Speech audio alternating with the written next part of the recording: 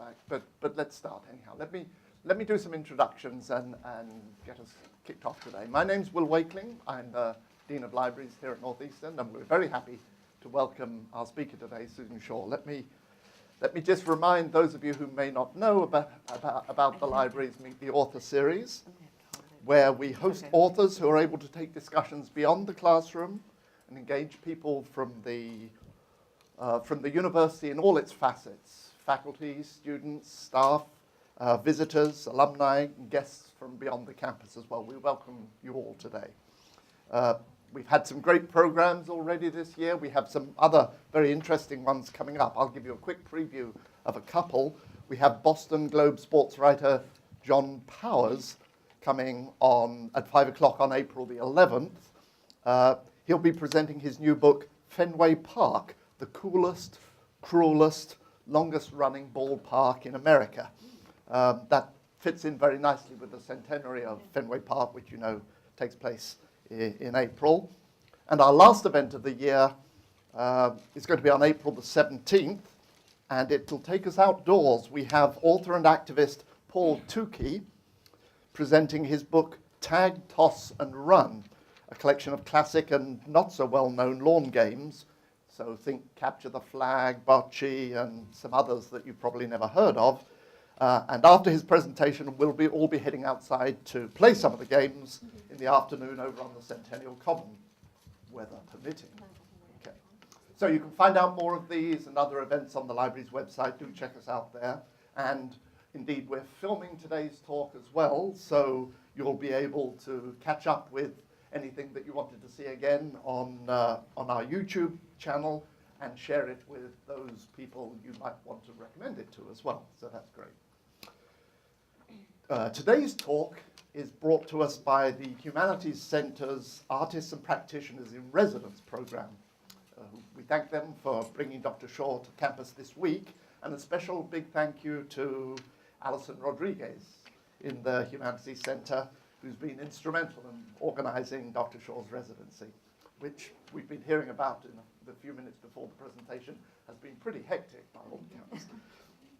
Reminder, by the way, that the Meet the Authors series is made possible by help from all the library's supporters, and if you're interested in supporting this series and not already a supporter, then you can check out at the table outside how to become one, or go to the library website to find out about that. And I strongly encourage you to do so if you haven't already. Now, a few words about Susan Shaw, our special guest today.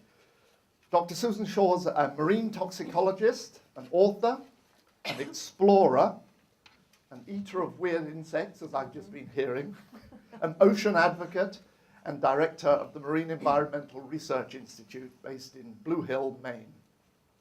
She's a Fulbright scholar with degrees from Columbia University in film and public health and environmental health sciences. Dr. Shaw was commissioned by Ansel Adams, no less, in 1980 to write Overexposure, the first book on the health hazards of photographic chemicals. As an outspoken and influential voice on ocean pollution, Dr. Shaw dove into the Gulf of Mexico oil slick a month after the Deepwater Horizon oil rig explosion in 2010 to investigate the impact of massive amounts of chemical dispersants being used to sink the oil. We all saw those pictures at the time. Her account of the hidden damage below the water's surface was published in the New York Times and widely broadcast through TED Talks and international media, including CNN.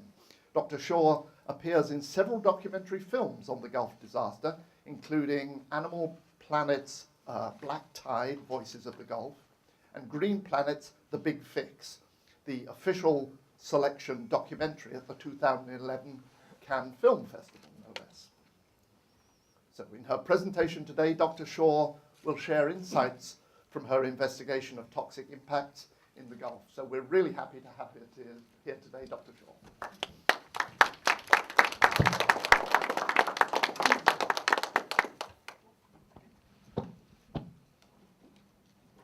Thank you for the lovely introduction. And I don't think my sound is on.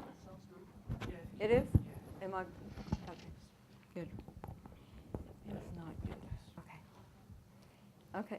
Well, I'd like to start just by saying I am an explorer, and last weekend we had the annual dinner at the Waldorf, and the Explorers Club gave me an award, a Citation of Merit Award for Ocean Conservation and Research. And I'm going to show you the video that was shown at the award ceremony, which gives you a good idea of what I've been up to in my career. And so I'll start with that, and then I have a couple of video clips that are from the films that I appear in on the Gulf of Mexico oil spill, and then we're off to the races. What we're discussing. I am a scientist. I went in objectively to look into an issue, and I became very emotionally involved. So with that, I would like to show you a PowerPoint.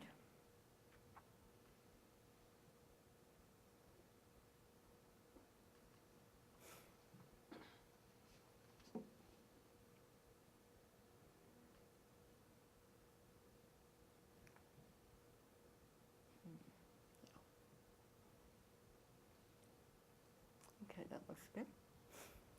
All right, so my talk today is about the oil spill, and I will tell you that I've been talking about this now since I came on campus in different classes and a little bit at the Dean's Forum, and I have been accused of depressing people. So, but there is some hope in this, but first there's depression. So we need to look at this event and look at it squarely, I believe, in order to learn from it so we go forward as a society. We don't keep making the same mistakes.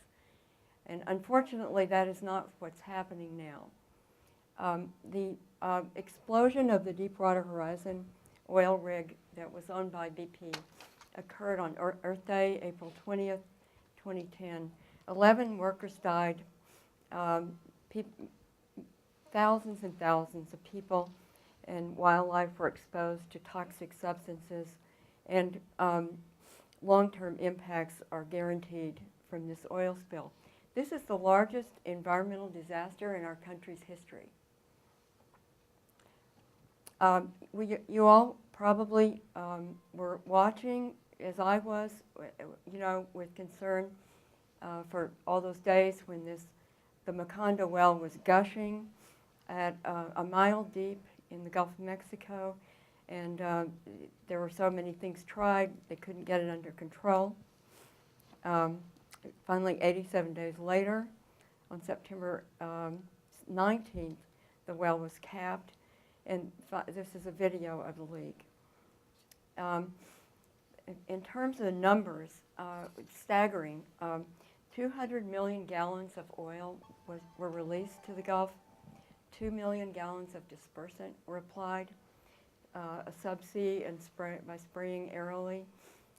It's estimated that 50 to 75% of the oil is still in the Gulf, in the plumes, on the seafloor, and in the food web, and toxic impacts will be seen for decades. Compared to other oil spills worldwide, this is quite a large spill. It's about 18 times the size of the Exxon Valdez spill off the coast of Alaska.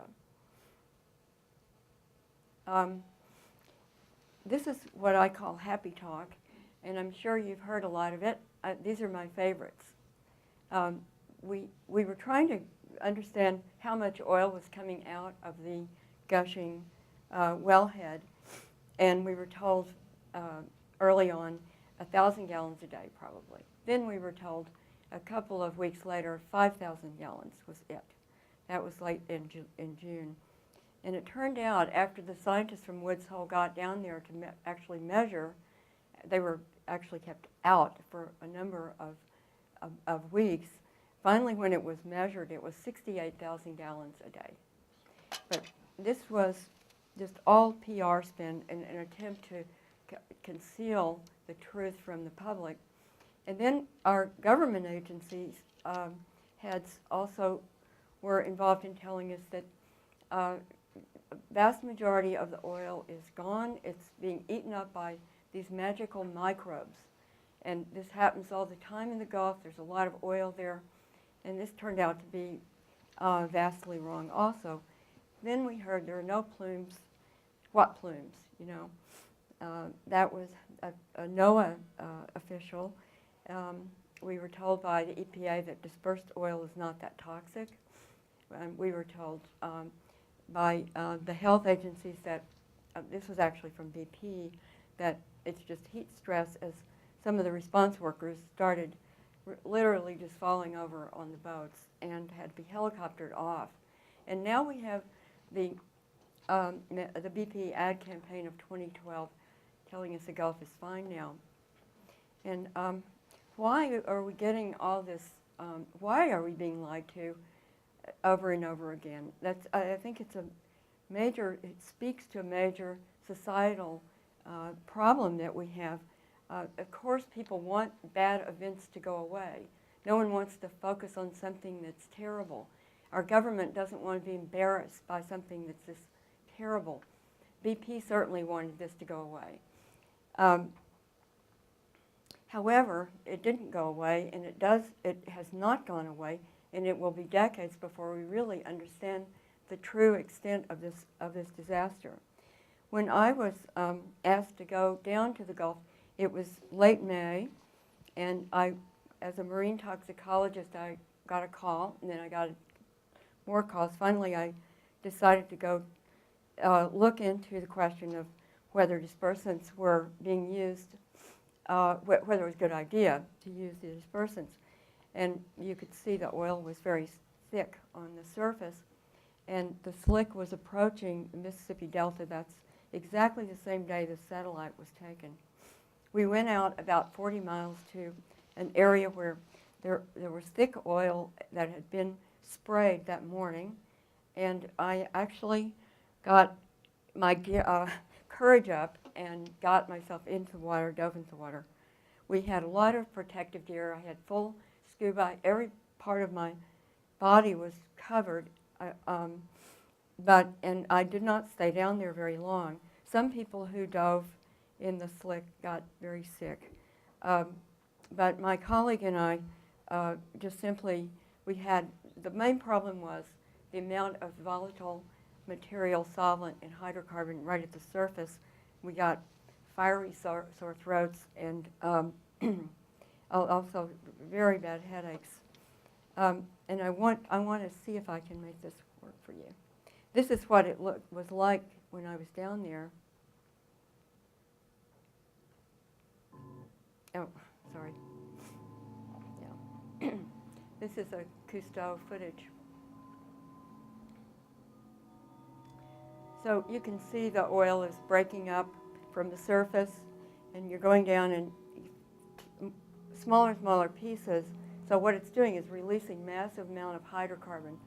Hydrocarbons are carcinogenic, mutagenic, and toxic to everything in the body. And as I was there, I started to notice more and more material around me. And then I discovered that a lot of things were dead. And you know, when you go diving and you see the pretty things under the water, it makes you feel good. This was just the opposite of that. It became, you know, like a cloud of death under the water. And as more, there were little dead animals started turning up around me, I realized I needed to get out. This is a dead jelly and a little fish. And, so I got myself out, rather quickly surfaced. And by the way, I was interviewed yesterday on PBS and by Emily Rooney for Greater Boston. And if you would like to see that, we have a link to that program. But we talked about this dive and told the story of it. So what about the dispersant question? Dispersants, we will talk about some of the technical aspects, but the long and short of it is dispersants are the cheap and dirty way to sink the oil in an oil spill. What should have happened is, on site, we should have seen a very large vessel with the capacity to collect the oil slick when it's very thick on the surface. That's the only time that it's collectible. This is a big boat that goes out, can suck up the oil, 200,000 gallons a day. Why didn't that happen? Political. BP is being fined now for every gallon of oil that was counted, $4,300 a gallon. There were some containment vessels offered from other countries, from Saudi Arabia, other countries, Europe, and they were turned away, actually. It's a politically very gnarly area, and it's a story that I think we all need to hear. So the way these dispersants work, as you saw in the movie, they break through the lipid in the oil, form little packages or droplets around the oil. So that's the job of the dispersant, is to break up the oil. Problem is we applied so much of it, it was an unprecedented amount, about 2 million gallons by mid-July, and it was applied by spraying the planes on the aerial spraying on the surface, and also under the sea. They started injecting the dispersant at the wellhead, and it's the first time that this had ever happened. So it raised a lot of issues at EPA and other agencies, and I was part of this a group of people that started challenging the decision, and it was framed this way conceptually: do we protect the wetlands, the marshes, from the oil, or the deep ocean? What's the trade-off? In fact, we should have sucked up all this oil. We wouldn't have this ridiculous discussion. But what the problem is, here's all the hydrocarbons in the oil are toxic. Also, there are heavy metals in the oil, like the movie said. But mostly hydrocarbons we're concerned about. PAH is polycyclic aromatic hydrocarbons, benzene, naphthalene, many lower chain hydrocarbons, some of which are carcinogenic, but the aromatics being the biggest problem. And then in Corexit itself, the two formulations of Corexit, there are many compounds. They were not releasing the ingredients in Corexit until early June, and that was, like a force majeure to get that to happen. But in this grouping, you can see there are this sorbitan derivatives. Sorbitan derivatives, these are surfactants, and then petroleum distillates. So there are still hundreds of compounds that really aren't even identified, and toxicologists were going crazy trying to figure out what were going to be the actual effects and the interactions of chemicals. I was among that group, and the basic bottom line with dispersants is they're breaking down the oil, they're increasing the exposure to hydrocarbon in the water column. They are breaking down lipid membranes. They take the oil into the body more readily than would get in if it was just oil alone.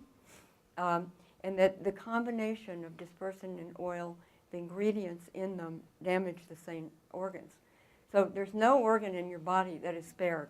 It's the blood, liver, kidneys, the nervous system, the brain, particularly the respiratory system, immune system, endocrine system. And you saw the man in the interview who had the little tumor on his eye. That was not his biggest problem in life. That person was shaking so badly he could hardly sit there, and his whole nervous system is affected. He has blinding headaches. He can barely stand, and this is very common, this syndrome of the headaches and the nervous system problems in people in the Gulf. I was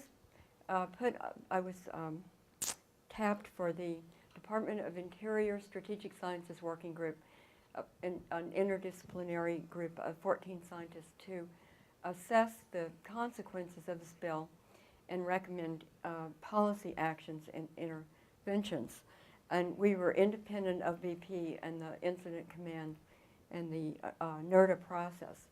So we spent weeks going over the oil spill inside out and understanding what the actual impacts were going to be, and they are definitely long-term, and they are multiple.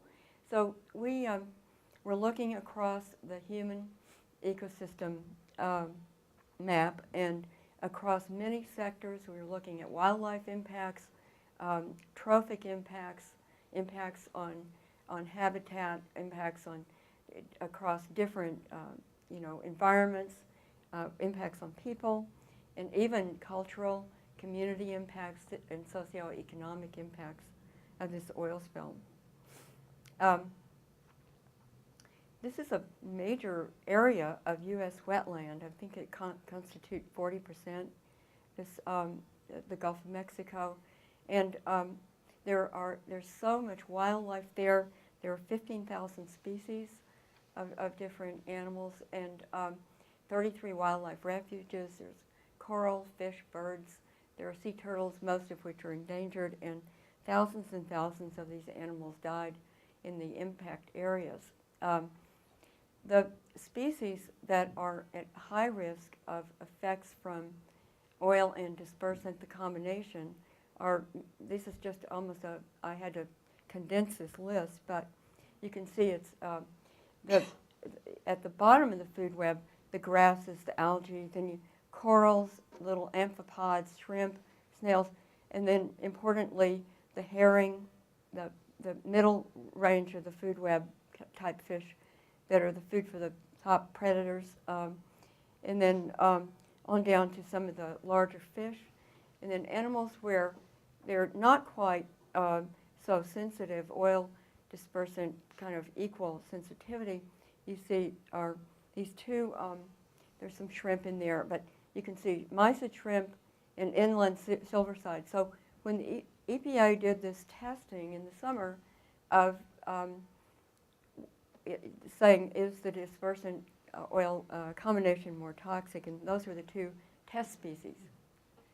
And the toxicology community voiced a loud, objection. But they just kept saying they were going to stick with their data. And I think we just had a lot of agency spin on this, which is really very disturbing. In some species, oil is more toxic, and that happens to be the mangroves and the species at the bank, and then seabirds, which are vulnerable to getting oiled. So corals are particularly, I predicted two things in the group, that corals would be hit pretty hard and that the dolphins would also suffer. The corals are extremely sensitive to this mixture. Corals, when they're exposed to the mixture, they have almost zero fertilization capacity. When they're exposed to oil alone, they have almost 100% fertilization capacity. So plankton and plankton eaters, and these are the herring type of fish, are also very sensitive to oil and corexit, and these fish feed with their mouths open in the food web. They just charge through trying to pick up algae. So going through those plumes with oil and dispersant, they're actually just taking that material right into them. This is just showing that when you add corexit to the crude oil, you get a 19,000-fold increase in toxicity to amphipods, and these are at the bottom of the food web. Dolphins I study marine mammals and the toxic impacts of chemicals on them. So we were very concerned about the dolphins because they surface to breathe through the blowhole.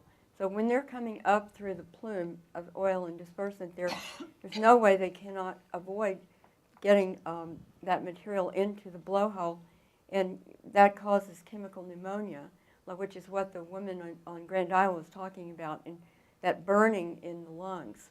And it also causes internal bleeding, liver and kidney damage, and brain damage. So we have indeed seen quite a large dolphin die-off, which I'll show you later. One of the problems of dispersing, I don't think it was an expected consequence, but it changed the fate of the oil in the environment. It caused, you can see oil is going into the lagoons and the coastal and the beaches, but this is Grand Isle, which was really ground zero. This is a diagram of Plumes, what that looked like. It's 1.2 miles wide, 650 feet high, and some of them were even larger than this. It was work done by Woods Hole Oceanographic. And, you know, at the time that they started identifying plumes, the University of Georgia researchers also started measuring these plumes and finding them all over the place. They were told that this was impossible. These plumes do not exist. But in fact, they do exist. And the problem with plumes is when the oil is sinking, it goes down to the bottom to the cold waters. And when you're in the dark, cold waters, the magic microbes do not work very well. In fact, they hardly work at all. So sinking the oil also took it to the seafloor. This is Samantha Joy's work from the University of Georgia. And they were able to measure, this is September, the oil had seeped into the bottom of the sea, you know, down a couple of inches already, and now it's further. And this is she's doing the coring work here. So it was all over the place. There were thousands and thousands of square miles of oil in patches on the Gulf. And that oil does not go away. That takes decades to get buried far enough in the sand that it's not resurfacing all the time. You can just see the oil layer, you know, how it looks in the sand. So what we have is a reservoir of toxic oil in the seafloor of the Gulf. It is not uniformly spread. It's in patches, but it's in very vast patches. And is oil in the food web? Indeed it is. This was found, this is in this crab larvae, immature blue crab, rather. See the yellow spots on the stomach? That's oil, found by researchers in the Gulf, Tulane. And droplets of oil inside the larvae of crab. Many people have found oil in fish. You open a fish and oil explodes out. This fish was caught by a fisherman in September off Florida, by the way. So what does oil do? Well, with wildlife, oiling itself is a physical impact that prevents the animal from being able to feed itself or fly if it's a bird. And the other thing is it starts trying to get the oil off, so it's actually eating the oil, ingesting it, taking it into the body. So oiling is not just getting gummed up, it's also the animal's taking it in. Once it's in the body, it causes acute and chronic toxicity. Dispersant causes some of the same toxicity. And what we are concerned about in an ecosystem like this is the loss of certain niches in the food web, what's called trophic cascades or regime shifts, where you lose the predator because you lost the food for the predator. So the loss of the herring, which occurred in the Exxon Valdez spill, 200,000 herring just died, you know, and they have not come back. We didn't really find that out until 4 years later, but that is a big niche in the food web, so that's the food for the higher predators, like in Alaska, it's the harbor seals. Here, it's the dolphins. So you are messing up the food web, and this is not something that can be recovered. and then you have bioaccumulation. This oil is moving through the food web as animals are eating up the trophic levels. So what we found was, or what happened was there's a very big impact on this flower garden bank, Deepwater corals there. And a group of researchers went down in 2009. You see at 1,400 meters depth, you have healthy-looking coral. This is some of the attempt to measure these PAHs around the coral. But there you have 1,400 meters. Again, the same site, 7 miles southwest of the oil spill in the vicinity of Plumes.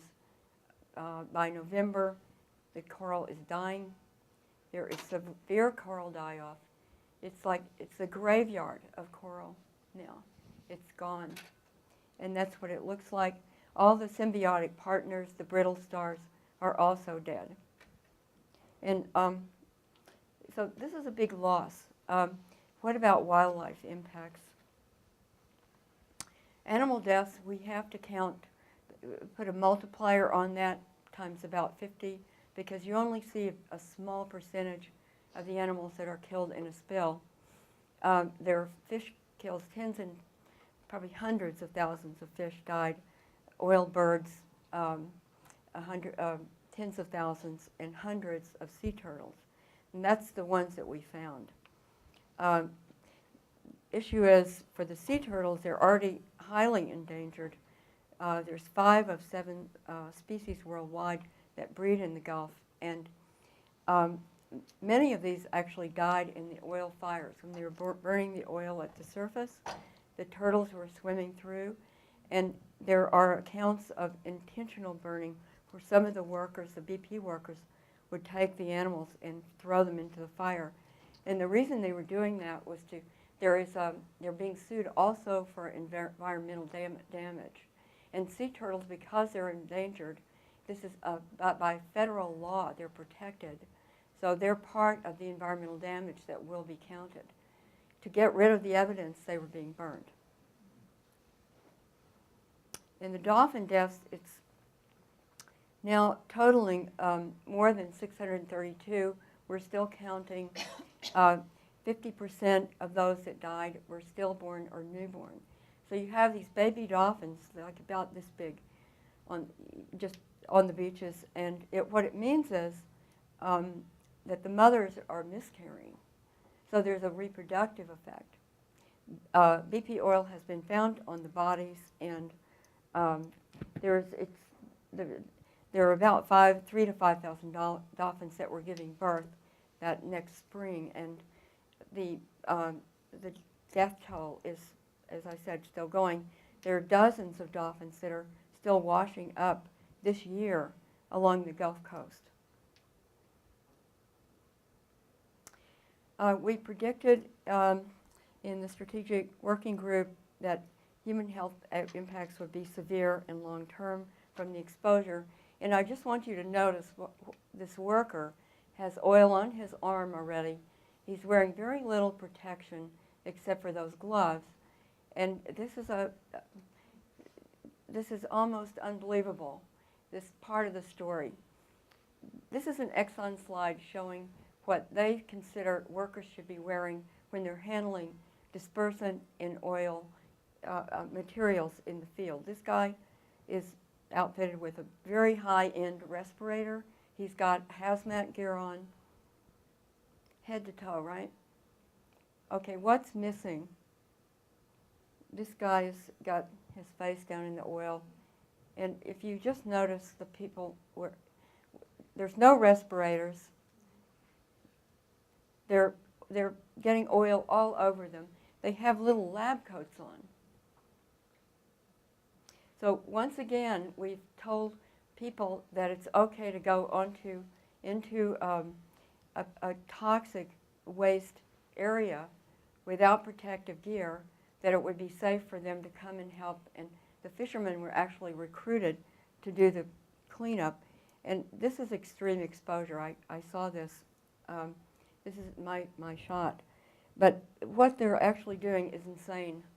They have booms off the boat. They're throwing the boom around when they see a glob of oil on the surface. They pull the oil into the boat. They throw absorbent material onto the slick. They pull the material into this big plastic bag there and haul it up onto the boat. And after a few days of this, early on, workers started passing out on these boats, and they had to be actually helicoptered. I talked to many of the workers. Some of them went and bought, and this is actually documented, they went and bought their own respirators because BP wasn't giving respirators. The next day, BP came out on the boats, told the guys, if you're wearing a respirator, you're off the job. It looks bad. It made it look like it was dangerous. We wrote to the agencies and expressed a great concern about this exposure to oil that is occurring in the coastal communities involving hundreds of thousands of people across all 5 states. There's no safe level of exposure to the compounds in oil. The mixture increases toxicity. The spill will result in chronic impacts over decades on human health, and we were very worried about sensitive populations like pregnant women, children, and people who were already sick. And you could see from the interviews that people who were not sick, even children, healthy people before the spill, after being exposed for about 2 months, have very severe health problems. These include, the skin lesions, the ulcerated skin. The memory loss was a big common effect. That girl who I interviewed was 14 years old. She couldn't remember anything, and she couldn't do her homework. She said all the children in her school were like that. There's massive effect on the brain. There's headaches that are just blinding headaches for weeks and weeks. It affects the heart, the respiratory system. Many people had lost a large amount of their respiratory lung capacity. And then there's internal and external bleeding. And by the way, Corexit was used in the Exxon Valdez spill, and one of the human health effects that was a characteristic of that spill was internal bleeding. So a year later, I was there on Grand Isle. This is this beautiful white sand beach that's so heavily oiled, and we visited our sites. We dug down. This is going down about 5-6 inches in the sand, and literally black oil comes up. It's not tar balls. It's liquid black oil. So this is going to be an impacted area for a long, long time. When we were there, last March, there were still cleanup workers out there. This is our project. I started a research project in concert with, I'm a professor at the State University of New York School of Public Health, and we started collecting samples kind of as early as we could get in there, and we have collected for over a year now. So we have hundreds of samples in every state, every coastal area. And we have a lot of samples from Barataria Bay and Grand Isle. We still have not finished analyzing those samples yet, but what have we learned from this spill? So recently 2 major reports came out. The Department of Interior Task Force and the President's Commission report. The President's Commission report looks like a telephone book. And, often these government reports are like that, but it contains hundreds of recommendations to ensure safety and improve the way we are doing this deep water drilling so that this doesn't occur again. None of those recommendations have been followed. Not one single piece of legislation has been passed by our Congress to require increased safety by the industry. The conclusions were you know, very damning that shortcuts by BP led to the spill, you know, failure of cement, failure to respond to the indicators on the rig. It goes on and on and on, lack of not insufficient training. There were 15 violations of federal law, no backup plan. The containment equipment were booms, burning, and dispersant, and berms, building sand berms. Hundreds of people out building sand berms. And this is like doing a medieval job of trying to contain an oil spill using those methods.